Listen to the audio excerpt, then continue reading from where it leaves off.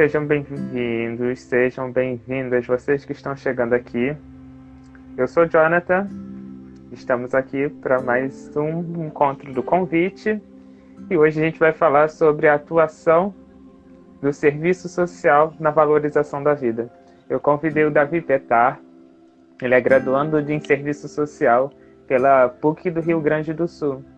Ele é integrante da Frente de Enfrentamento à Mortalidade Juvenil em Porto Alegre, atua como educador social no Serviço de Medida Socioeducativa em Meio Aberto do CREAS da Restinga e do Extremo Sul de Porto Alegre. A gente está no mês de Setembro Amarelo, né? O Setembro Amarelo é conhecido pela valorização da vida e prevenção do suicídio. Desde 2014, o mês de setembro é dedicado para a valorização da vida. E desde 2003, dia 10 de setembro, é o dia conhecido como prevenção ao suicídio, né? A gente sabe que tem como a pessoa com perfil suicida, ela vai dando sinais no decorrer da vida e no estágio que ela está de depressão.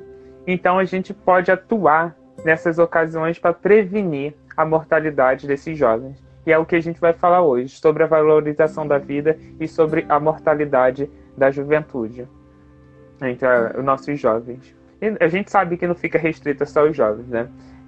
Davi, quero agradecer por ter aceitado o convite e fala pra gente um pouquinho da atuação, a sua atuação no serviço social. Então, primeiramente, né, esclarecer algumas coisas. Eu hoje trabalho como educador social, né, na política de assistência social e a minha experiência de atuação é enquanto estagiário. Eu não sou formado, né, falta um semestre, então, enquanto estagiário de serviço social, eu tive algumas experiências dentro do CREAS, que é o equipamento na qual eu hoje trabalho como educador, e também estagiei. E o CREAS, ele é um equipamento que ele é público, né? O Centro de Referência Especializado na Política de Assistência Social, e ele trabalha especificamente com violência, com violação de direitos. Então, situações de abuso sexual, de violência física, de violência doméstica, de população em situação de rua, de abandono, de medida socioeducativa, tráfico, roubo, enfim, diversas questões que envolvem violência e violação de direitos, elas ocorrem no CREAS. E é nesse espaço, então, que eu começo a desenvolver a minha atuação profissional, tanto enquanto educador social, quanto depois enquanto estagiário de serviço social, né? E eu acho que a gente tem que começar a falar um pouquinho sobre o que seria, né, essa construção da violência. A mortalidade juvenil, ela é algo que nos preocupa muito e ela é algo que assombra o Brasil, né? Desde quando foi criado, enfim, as estatísticas para medir a mortalidade juvenil no Brasil, os dados eles vêm crescendo e eles disparam assim de questões extremamente alarmantes. Quando eu falo de mortalidade juvenil, eu não estou falando especificamente do suicídio, né? Também vale lembrar que eu não sou profissional da área de saúde mental, eu especificamente, né? Mas como trabalho com violência, eu acredito que as coisas elas podem se cruzar, né? Por vezes a violência e outras questões, assim, né, mais relacionadas também à saúde mental, porque sempre o CREAS também acaba atendendo, não especificamente, mas por tabela, essas questões. E a mortalidade juvenil, assim, ela tem números assustadores, principalmente com jovens. E esses números, eles não nos chocam, né, e eles deveriam. No ano de 2017, 65 mil pessoas perderam suas vidas assassinadas no Brasil. 65 mil pessoas. Quando cai um avião, né, nós ficamos extremamente chocados. E realmente, porque, né, é um choque. Quando tem, enfim, questões que são, assim, maiores, por exemplo, agora a pandemia do coronavírus, né, que a gente está tendo um número alarmante de mortes, nós ficamos chocados. E quando a gente vê que 65 mil pessoas foram mortas num país, isso por vezes não nos choca, né? E isso tem muito a ver com a população que morre, né? A população hoje no Brasil que morre por conta desse processo de juvenicídio, de morte da população jovem, é a população periférica masculina. São homens negros periféricos, né? Que fazem parte dentro desse processo. Processo que ele é altamente violento, processo que tem uma construção histórica e processo que viola direitos. E daí eu queria falar um pouquinho sobre isso, porque quando eu vou falar da mortalidade juvenil, né, a gente vai falar de um aspecto que dá para se chamar de morte social. E daí eu acho que entra um pouquinho do processo de valorização da vida, né? Quando se acontece normalmente a morte física por conta de violência, outros processos, né, de mortalidades aconteceram com aquele sujeito. E daí entra a morte social, né? Depois eu acho que eu posso falar um pouquinho sobre o serviço social, a forma de atuação, mas essa morte social, ela é responsável por muitas mazelas, né? Não sei se deu para introduzir um pouquinho sobre a mortalidade juvenil no Brasil, chegando agora à questão da morte social. E talvez falar um pouquinho como esses processos acontecem, não sei. O que tu acha? Então, vou puxar o gancho que você começou a falar sobre dados, né? O site do Setembro Amarelo apresenta para a gente um dado muito importante sobre a quantidade de suicídios que aconteceram no ano passado no Brasil. Foram 12 mil suicídios, né? E cerca de 96,8% dos suicídios têm causas dos transtornos mentais, algum transtorno mental. Mas, aí vem dividido, né? Em primeiro lugar seria a depressão, em segundo lugar a bipolaridade e o terceiro lugar o abuso de substâncias, né? Que seria a overdose, né? E você, como estagiário de serviço social, você já costuma ver, né? Pessoas que usam das drogas para aliviar suas dores, né? Suas dores interiores, usam ela como um refúgio. E eu acredito que é aí que seja o interessante a gente falar de como é a valorização da vida, como que são as políticas com as pessoas que são usuárias de alguma substância.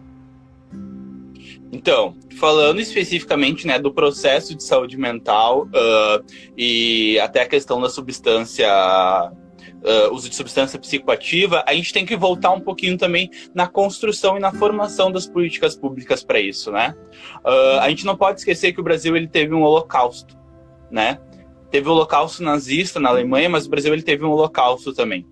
E esse holocausto ele se deu muito pelo aprisionamento das pessoas com sofrimentos psíquicos. Isso historicamente ocorreu, né? Nós tivemos, enfim, um passado manicomial e que tenta se perpetuar, e com a vinda de governos mais conservadores, esse passado vem como um fantasma e assombra a nossa porta, principalmente da população mais marginalizada, as mulheres negras, as mulheres periféricas, né? Que são as que mais sofrem com essa dinâmica estrutural da sociedade capitalista e racista que a gente tem. Então, nós tivemos esses manicômios, mas a partir de muita luta, inclusive luta que iniciou dentro do processo onde o Brasil estava vivendo uma ditadura militar que, né, não reconhecia o sujeito enquanto sujeito de direito, a luta antimanicomial surgiu e a reforma psiquiátrica veio. Os assistentes sociais, médicos, psicólogos lutaram para que pudessem construir espaços onde as instituições totais, como manicômios e espaços que prendam os sujeitos, não existissem mais. E daí os sujeitos pudessem, então, ter a saúde mental integrada com outras áreas da vida. Então, quando a gente vai falar em saúde mental, a gente não vai falar só em processo medicamentoso. Não. A gente vai falar, então, da valorização da vida. A gente vai falar de acesso à política pública. A gente vai falar de acesso à alimentação. A gente vai falar da violência que a população LGBT sofre, do racismo, o quanto o racismo ele influencia no processo de saúde mental da população negra. A gente vai falar de acesso a bens, à educação, a lazer, à cultura. Então, tudo isso envolve o processo de saúde mental e valorização da vida. com o fim desses manicômios, algumas outras estruturas surgiram a partir do SUS, né? O nosso Sistema Único de Saúde, que vem sendo atacado, mas é o sistema que salva vidas, né? É um sistema que vem extremamente forte, embora está sendo precarizado, que vem para garantir isso. E daí nós temos alguns equipamentos, sim, que trabalham tanto a questão do uso de substância psicoativa, quanto sofrimento psíquico, os mais graves, ou até o sofrimento psíquico no estado inicial. Eu vou, enfim, salientar o que eu conheço, né, e que eu acabo trabalhando, não trabalho, mas enfim, a rede de proteção na qual eu trabalho tem esse equipamento, que é o CAPS. O CAPS, ele é o Centro de Atenção Psicossocial. O que é o CAPS? Ele é um equipamento que foi criado para romper com essa lógica manicomial, né? Ele foi criado para que o sujeito possa ser visto a partir de toda a sua totalidade, a sua integridade. Então, nesse equipamento nós temos terapeuta ocupacional, psicólogo, assistente social, psiquiatra, médico, educador social, enfermeiro e técnico de enfermagem, né? Profissional de serviços gerais também, porteiro, enfim. Eu acho, e no CAPS, qual que é a ideia do CAPS? É conseguir trabalhar as questões sociais do sujeito e as questões psicológicas que vão estar influenciando no processo de saúde dele. A saúde já não é muito tempo mais compreendida enquanto não ausência de doenças. A saúde não é só isso, né? O SUS, a partir da Lei 8080 e de outras leis, vai compreender a saúde enquanto um processo pleno de bem-estar físico, mental e biológico, né? Então, a gente tem que compreender também isso. Saúde não é só isso. Então, por exemplo, quando eu nego para uma determinada população o acesso à alimentação, eu estou afetando a saúde dessa população.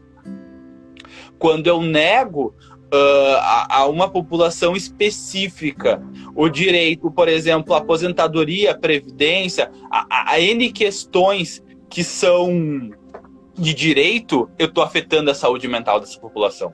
Então, acredito que o processo de saúde mental, ele também é influenciado pelo sistema que a gente vive. Um sistema que, infelizmente, é racista, machista, LGBTfóbico, escravocrata.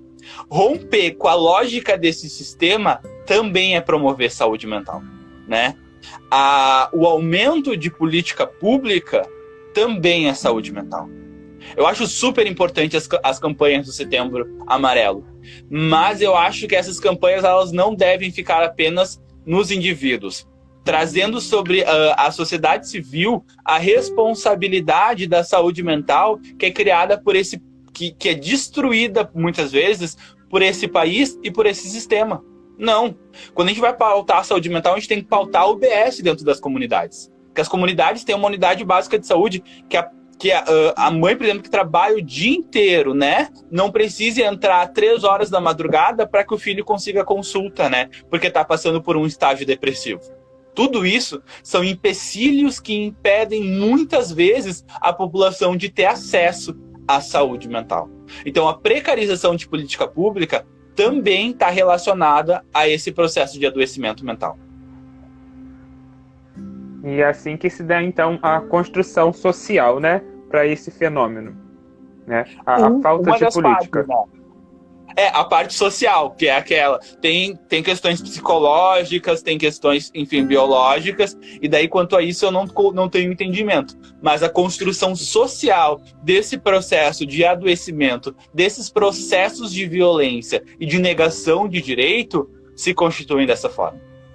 E eles têm endereço, eles têm gênero e eles têm raça e etnia específico, né? Isso a gente também não pode esquecer. Da interseccionalidade dessas violências e o quanto elas vão atingir principalmente a população pobre e periférica. Não que a população classe média, branca, não sofra desses processos. Sofre, com certeza sofre. Mas tem também um recorte específico dos sujeitos que infelizmente são mortos e que não conseguem acesso a tratamentos, a processos de bem-estar social que garantiriam o mínimo possível de saúde mental.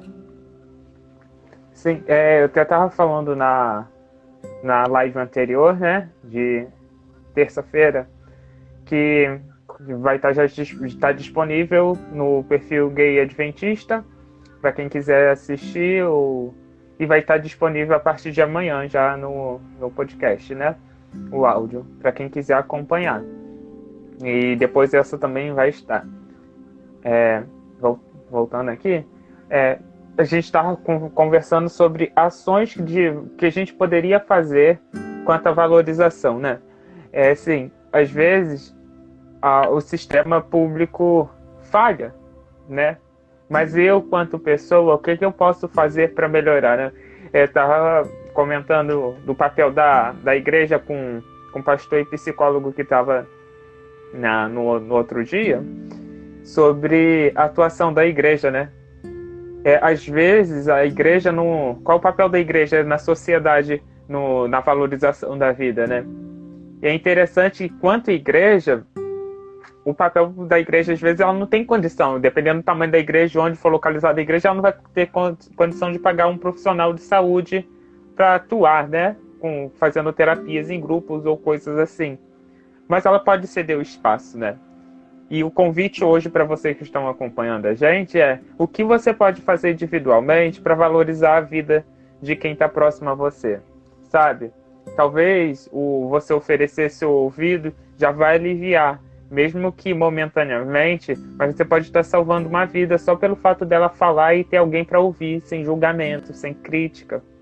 E sabe, talvez é você que está nessa situação de que precisa de alguém para falar o que você está sentindo, o que você está passando, e para você conseguir pelo menos encontrar uma estabilidade, mesmo que momentânea, mas para conseguir procurar um profissional de saúde mental para fazer seu acompanhamento. Eu gostaria de saber, Davi, qual a importância da gente falar esse tema agora, na atualidade, aproveitando a visibilidade do Setembro Amarelo? Eu vou responder essa pergunta, mas antes eu acho que eu queria colocar algumas colocações. Colocar algumas colocações é ótimo, né?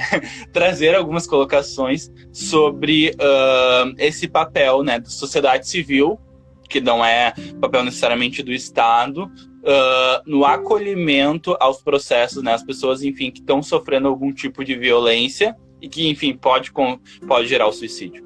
Eu acho que o primeiro é a compreensão de quem nós somos, né? Então, eu, por exemplo, eu não sou psicólogo, eu também não sou assistente social, sou estagiário de serviço social, fui estagiário de serviço social, sou educador social, né? Então, eu vejo que muitas pessoas estão disponibilizando no seu direct, no Instagram, enfim, para que as pessoas que estão nessa situação possam desabafar.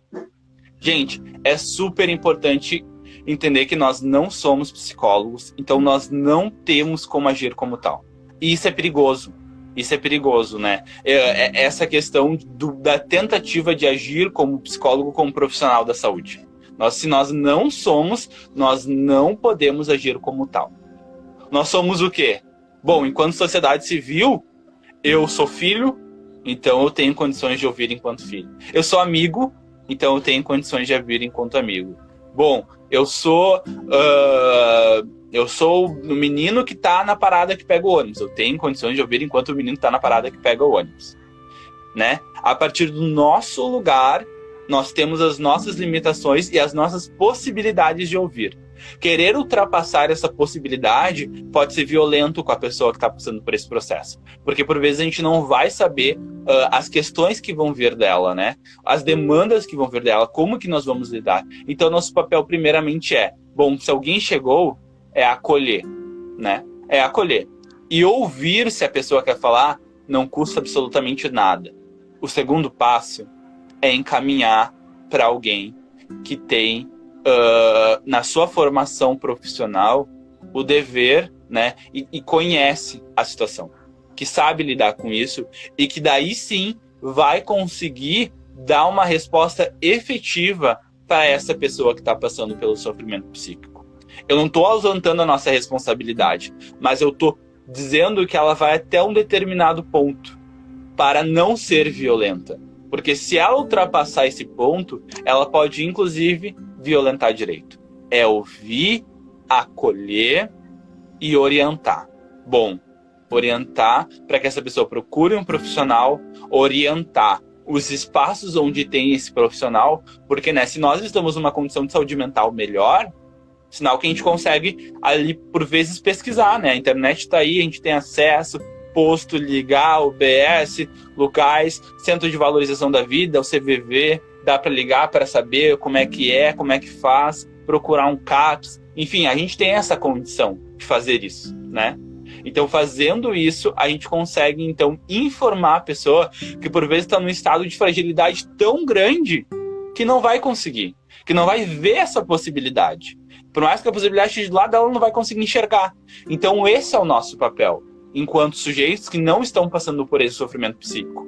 É acolher, receber, pesquisar, informar e, se possível, bom, se tu puder acompanhar a pessoa, se tu puder fazer a ponte de ligação entre ela, se tu puder informar o serviço de saúde. Gente, a gente tem as agentes comunitárias de saúde nas UBSs, né? É bem importante falar isso. Se tem alguma demanda específica, a agente comunitária de saúde, ela vai na casa da pessoa para saber, para poder ouvir. Ela é uma profissional de ensino médio, mas ela vai poder ver e daqui a pouco informar o médico da família, que também pode, inclusive, caminhar e ir até a casa da pessoa, da comunidade na qual ela está, para poder ouvir ela, para poder, enfim, compreender quais são as demandas dela e fazer os encaminhamentos necessários. Eu acho que isso é bem importante, né? Tem alguma dúvida? Liga para a UBS da tua região, liga para o CAPS, vê se tem agente comunitário de saúde, vê como que tu pode amarrar essa ponte. É bem importante, gente. Por vezes a gente pensa, não, vai passar, ou isso é uma questão que se resolve só com uma conversa. Não, não é só com uma conversa, não é. A depressão, ela é uma doença psicológica que por vezes precisa de intervenção psiquiátrica, precisa de intervenção com psicólogo, com assistente social, precisa de uma série, né, de intervenções. Então, procurar esses profissionais é bem importante. E a rede pública tem isso. Bom, se tem condição de procurar na rede privada, pode procurar, mas eu, né, como defensor do SUS, sempre aconselho. A rede pública precisa também saber que essas demandas estão aí batendo na porta. E se for uma pessoa com menos de 18 anos, informar o conselho tutelar. O conselho tutelar deve ser informado desses processos de adoecimento. Se tu sabe que tem um adolescente, uma criança com risco de suicídio, aciona o conselho tutelar. Porque daí o conselho vai acionar o posto, o conselho vai acionar os médicos, o conselho vai ter que fazer alguma coisa, vai acionar a família para que algo seja feito, né? O conselho tutelar, ele tem duas funções. Por vezes ele é protetivo e às vezes ele é até punitivo, né, aos pais, mas o importante dele é ser protetivo, é a proteção integral, né? Lembrando que quando se fala de criança e adolescente, a sociedade civil, o Estado, o poder público e a família têm responsabilidade na proteção, segundo o ECA. Tu tinha me feito uma pergunta antes e eu falei tudo isso e talvez acabei esquecendo. Tá, mas de novo, vou reafirmar o que você falou, que eu também tinha dito anteriormente. Você pode ouvir. A escutatória é muito importante, você ouvir. Mas é nunca julgar sobre o que você está ouvindo, porque você nunca sabe o que está passando dentro da vida daquela pessoa. Porque o que ela vai te apresentar é só a pontinha do iceberg de tudo que está envolto, que está por trás, o que está embaixo, está por dentro da vida dela, né? E sempre orientar, procurar um profissional de saúde, da saúde mental, porque eles sim são capacitados para fazer o restante do acompanhamento, né? Porque a gente não é dessa área. A pergunta era qual era a importância de falar esse tema na atualidade. Tá. Eu acho que a gente vem vivendo um processo social cada vez mais individualizador, né? E daí eu faço uma leitura da realidade política, né? Nós vemos essa lógica neoliberal que a gente vive hoje faz com que os processos sejam, que a nossa vida seja cada vez mais individual, né? Então pouco se fala do coletivo, pouco se diz, né, dos mecanismos coletivos que a gente pode estar utilizando. E esse processo de pensar no eu, pensar simplesmente em mim, ele vem tomando conta da nossa sociedade. O famoso problema não é meu, então não vou me meter, vem tomando conta da nossa cidade. E com isso, a gente vai ver o avanço das violências, né? A violência contra a mulher, a violência contra LGBT, a violência contra a criança e adolescente, os grupos mais vulneráveis, inclusive a população que está com sofrimento psíquico, a população que faz uso problemático de substância psicoativa, álcool e outras drogas, são populações que vão ser subalternizadas e vão viver os seus processos de violência individualmente. Então, pautar isso, né, trazer essa responsabilidade para o todo, trazer a responsabilidade da vida, da garantia da vida para o todo, é extremamente necessário nesse momento. Ainda mais no momento em que a gente também vive uma redução de política pública, um ataque às políticas públicas, um processo de precarização que não compreende, por exemplo, que a política de assistência hoje, que atende crianças, né, no turno inverso da escola, e a política de assistência, a mesma que atende uma criança que foi vítima de abuso sexual intrafamiliar, de violência intrafamiliar, é uma política que deve ser garantida. E, por vezes, essa política é cortada. Equipamentos assim são cortados. O que acontece? Crianças que foram violentadas, né, ficam sem atendimento.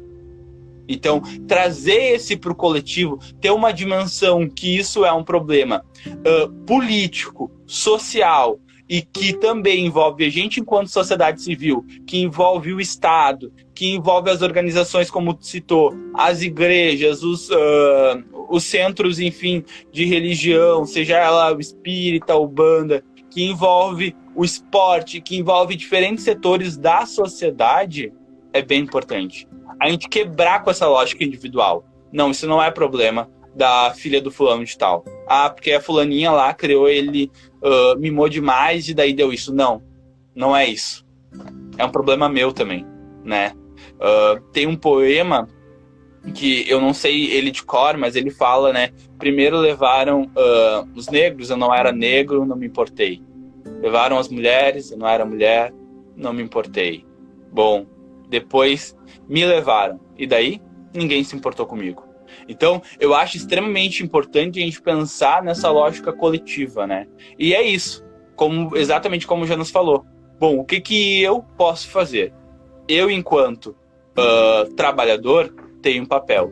Eu, enquanto Davi, tenho outro papel, que é acolher, que é ouvir, né? E a gente vive um momento muito triste também, assim, desse avanço desse conservadorismo e desse processo que tem julgamento atrás de julgamento a questões que não deveriam acontecer, o racismo, o machismo, a LGBTfobia.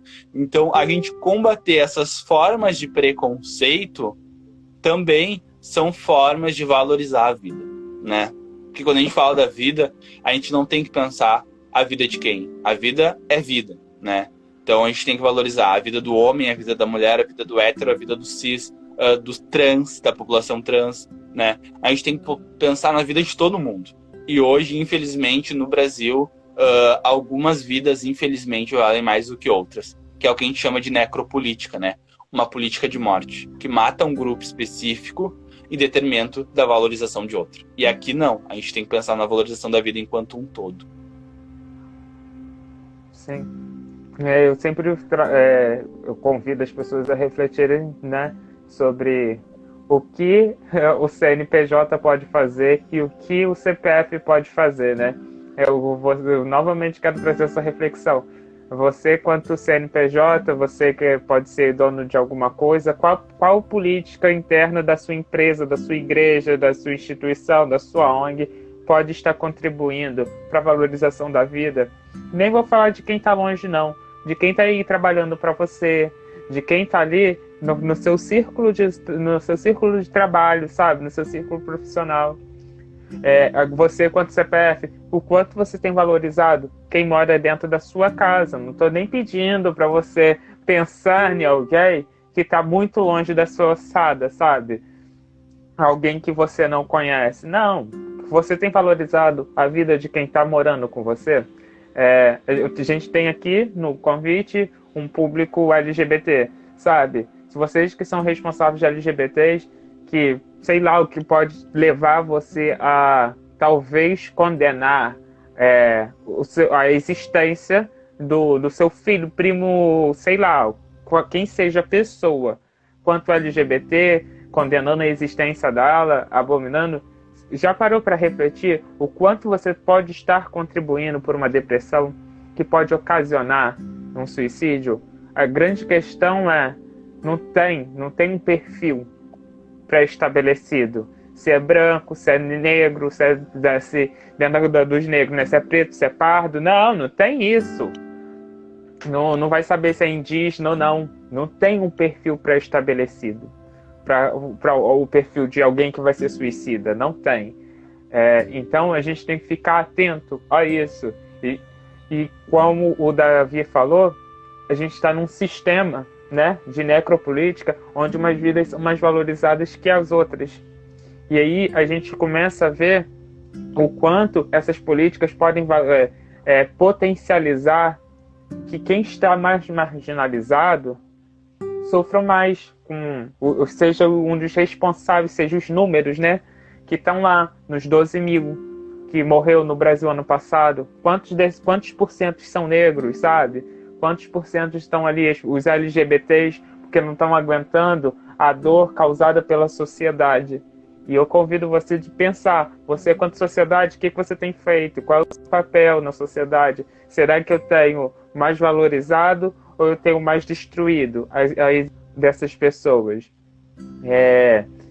E como vocês também aqui, né, boa parte é religiosa, o quanto vocês têm feito valer o amor ao próximo, né? É tão bonito quanto o versículo, né? Quando está lá em Levíticos, se eu não me engano, Levíticos 19, falando sobre o amor ao próximo, e depois no Novo Testamento Jesus repete quanto o amor ao próximo também. Eu queria convidar vocês a refletirem sobre isso, sabe? O amor ao próximo é só para quem é igual a mim, eu não vou valorizar. A gente tem que refletir sobre o amor. Isso. Travou para você, Davi? Travou, tá um pouco travado para mim. Eu já voltei, vê? Se não falar, agora tá voltando. Voltou? Agora tá voltando. Tá. Mas eu consegui ouvir. Mas vou repetir de novo.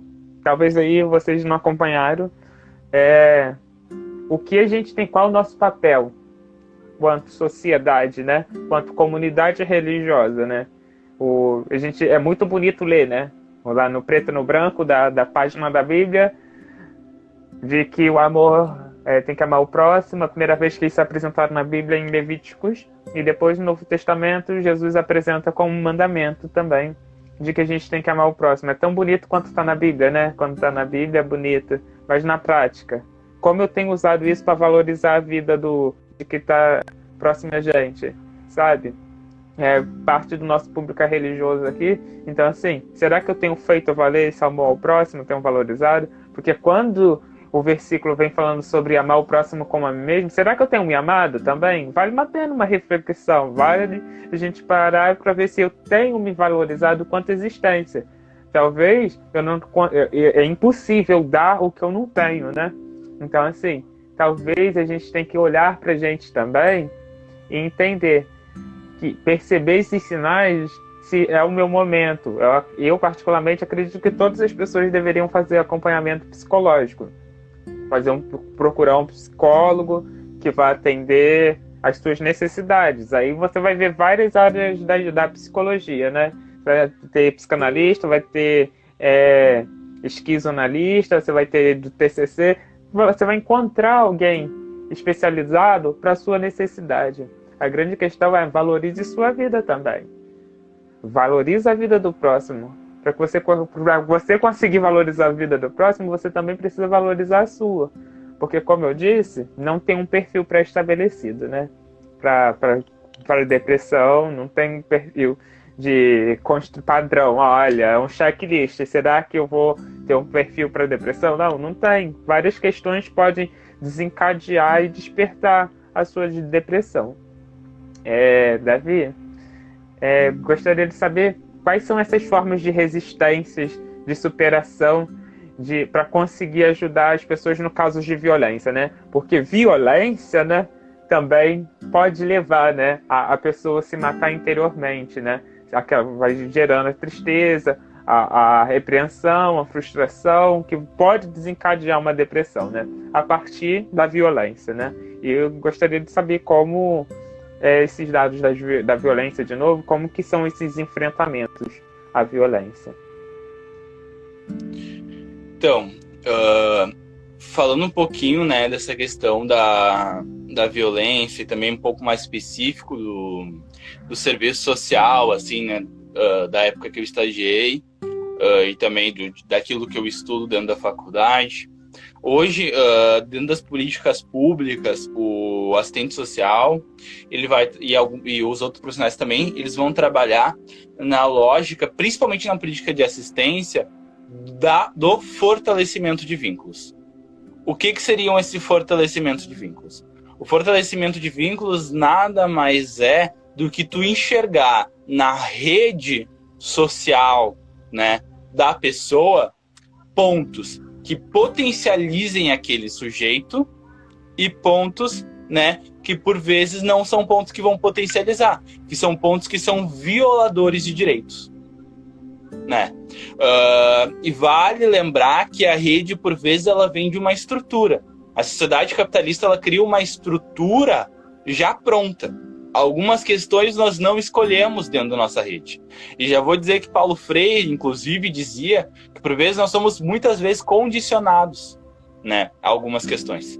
Então, com certeza, a população LGBT dentro da rede dela, ela não escolheu a homofobia. Não, a homofobia está fruto dessa sociedade desigual. E ela está ali na rede. Na rede, está convivendo com a pessoa, né? No mercado, quando ela vai, no ônibus, o medo, né? A forma de se relacionar. A população negra também não escolheu dentro da rede dela o racismo. E ele é estrutural. Ele está aí. Já está posto na rede. Então, o serviço social ele vai analisar essa rede. Mas, para além disso, tem questões dessa rede que a gente consegue movimentar. Que daí é o que nós chamamos das formas de resistência, né?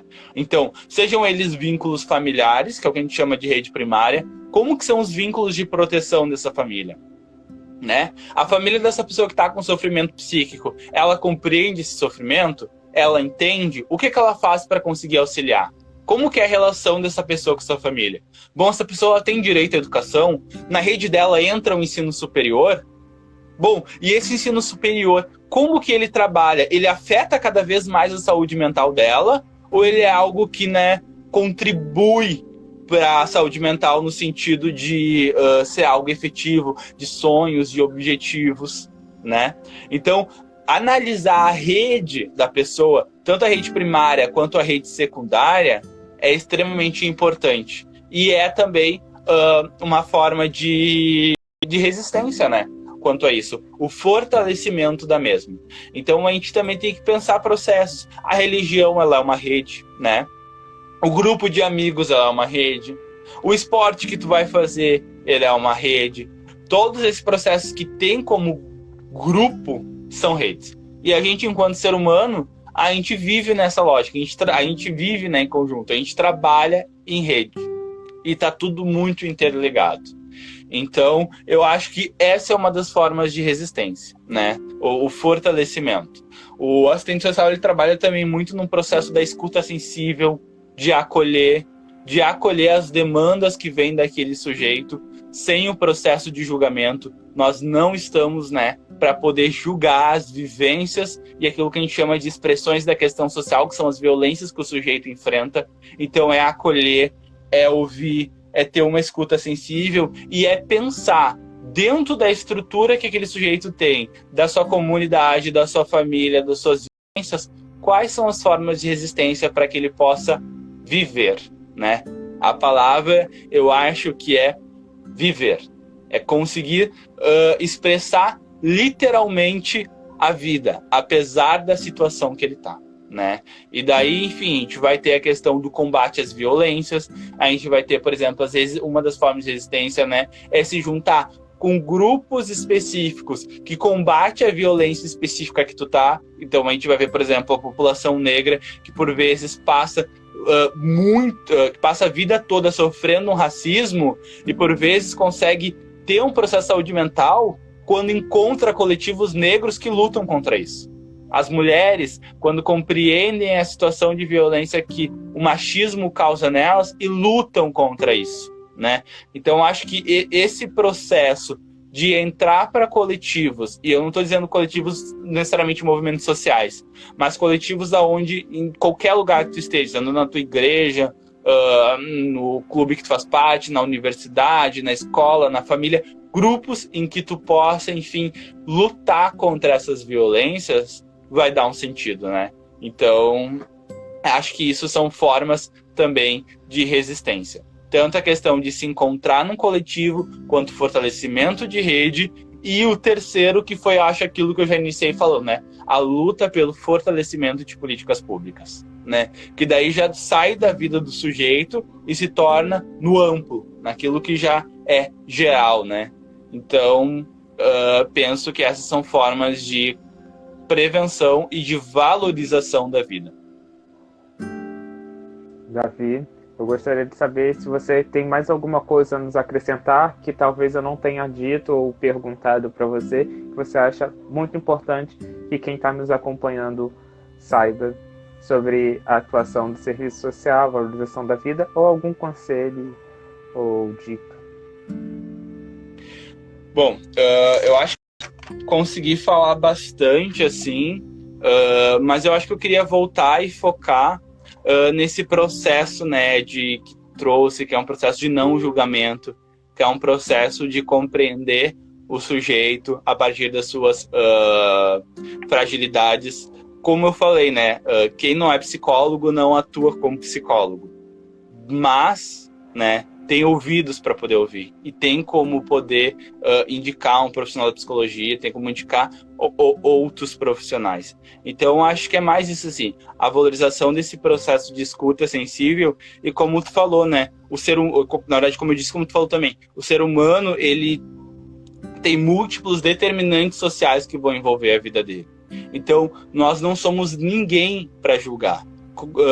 Tem processos históricos, tem processos sociais, tem processos políticos que vão afetar a vida do sujeito, né? E daí, quem sou eu para conseguir julgar alguém que, por exemplo, vem lutando, que seus ancestrais vêm lutando para romper com a violência e hoje essa pessoa reproduz. Então, acho que é extremamente importante a gente focar também nisso, assim, né? Nesse processo de não julgamento, nesse processo de acolhimento e nesse processo da gente compreender quem nós somos, qual é o nosso papel. Eu quero deixar já alguns conselhos ou dicas para a gente finalizar. Uma é, se você está passando por algum momento de dificuldade, não sabe qual é a melhor saída, não sabe onde buscar, tem um CVV, né? O Davi bem falou sobre ele alguns momentos atrás. Vocês podem estar procurando o site, você pode estar ligando, que é 24 horas e o número é o 188 188. Tenham isso em mente, gravem esse número, porque a gente nunca sabe quando a gente vai precisar, a gente não sabe, como eu disse, a gente não sabe quem é o perfil, a gente não sabe o que pode ler, a gente não sabe se a gente vai precisar indicar para alguém. Fala, ligue para o CVV, que é um profissional de saúde mental, vai te atender e te aconselhar. Talvez seja esse seu papel, né, quanto um não profissional de saúde, quando alguém chegar e desabafar, falar o que ela está vivendo, você poder orientar, falar, olha, você tem que procurar um profissional de saúde, mas agora você pode estar ligando para o CVV, né? E a gente sabe que tudo que a gente está vivendo agora durante uma pandemia, as coisas estão mais potencializadas, né? O isolamento favorece que a gente fique mais isolado, e quando a gente está mais isolado, a gente fica com mais tempo para pensar, e talvez pensar sobre algumas coisas que a gente está vivendo pode ser o gatilho, a gente não sabe.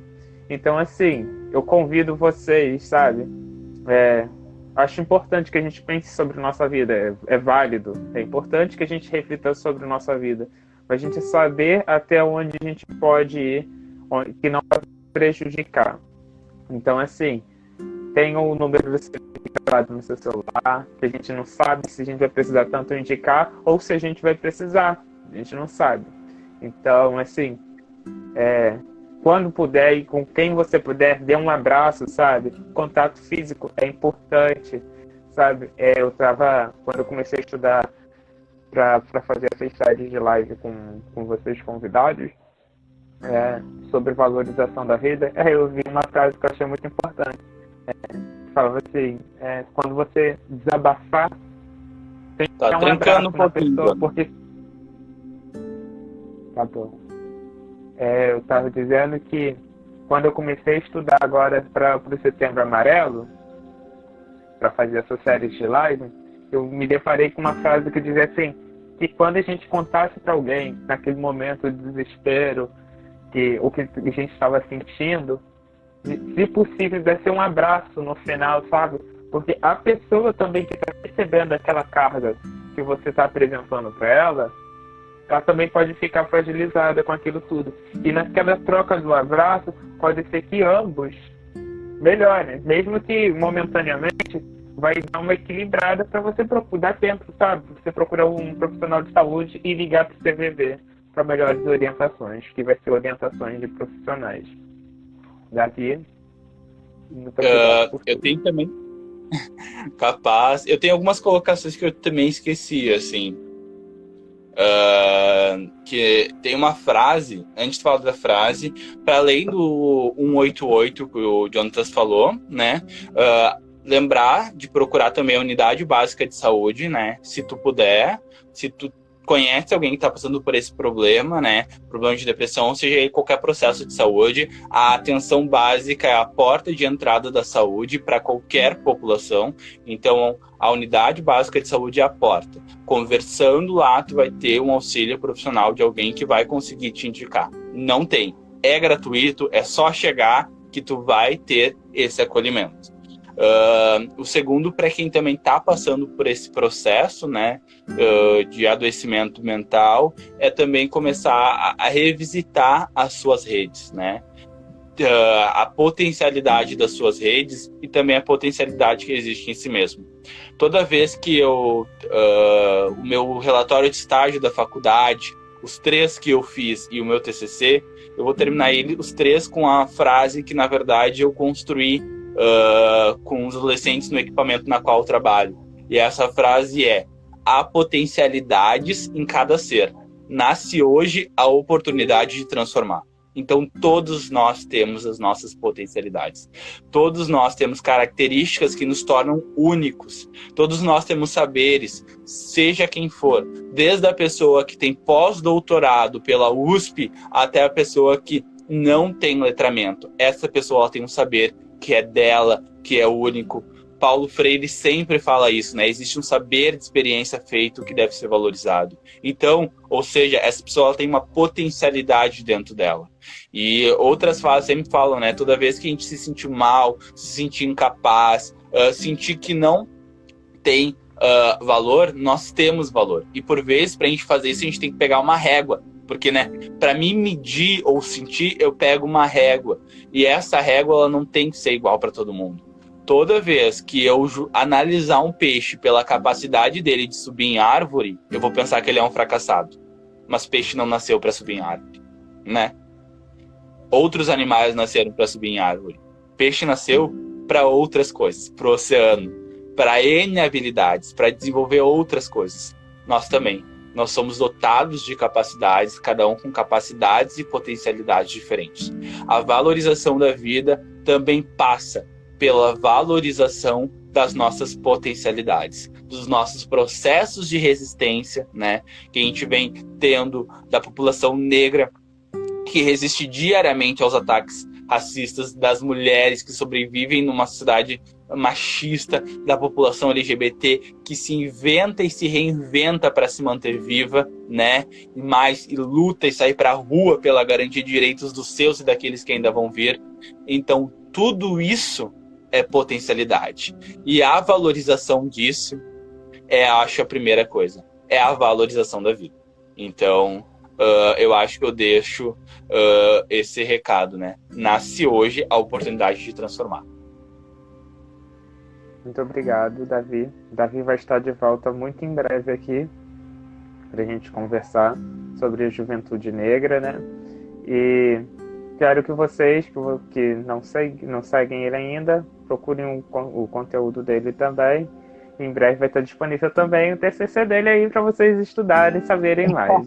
Muito obrigado para vocês que nos acompanharam, estiveram aqui com a gente até o final. Não esqueça do número do CVV 188. Valorizem o SUS, porque é muito importante, nosso Sistema Único de Saúde. E o SUS vamos ter mais Exato. E a gente vai ter mais conteúdo sobre o Setembro Amarelo. Beijão para vocês e até a próxima.